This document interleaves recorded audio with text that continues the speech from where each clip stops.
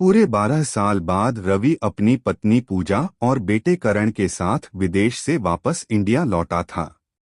इतने सालों बाद अपने पुराने घर में लौटकर तीनों बहुत खुश थे।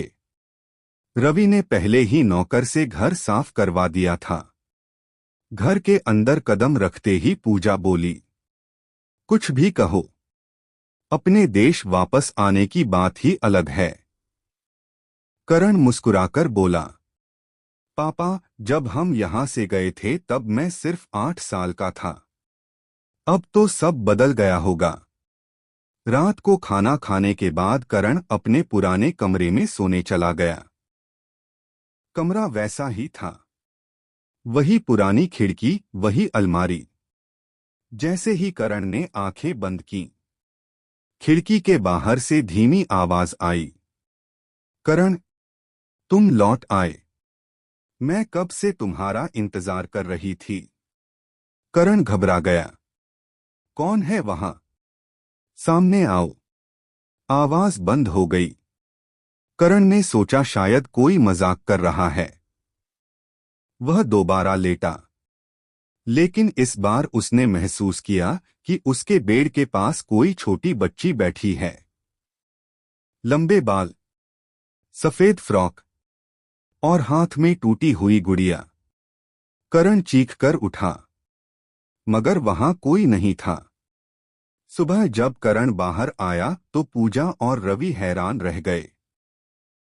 करण के बालों में 2 चोटी बनी हुई थी, होठों पर लाल लिपस्टिक और हाथ में वही टूटी गुड़िया। पूजा चिल्लाई, ये सब किसने किया?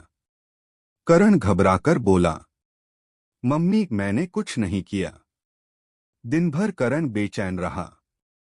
शाम को वह कॉलोनी में घूमने निकला। पास के बंद पड़े घर को देखकर उसने एक बुजुर्ग आदमी से पूछा, अंकल, इस घर में कोई नहीं रहता?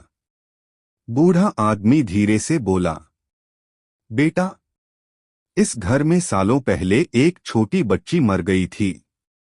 लोग कहते हैं उसकी आत्मा आज भी यहीं है। करण हंस पड़ा।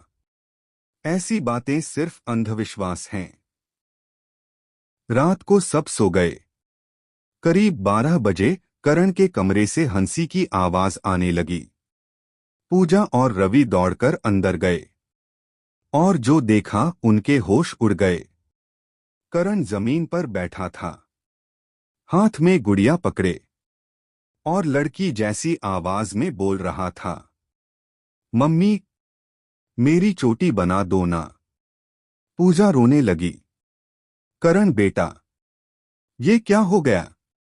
करण अचानक जोर से हंसा, करण नहीं, मैं नैना हूं। इतना सुनते ही रवि कांप उठा। नैना? वही पड़ोस की बच्ची जो 12 साल पहले रहस्यमय तरीके से मर गई थी। रवि डरते हुए बोला, नैना, तुम? करण के शरीर से आवाज आई, हाँ अंकल, मैं लौट आई हूं। अचानक करण उठकर अजीब तरीके से चलन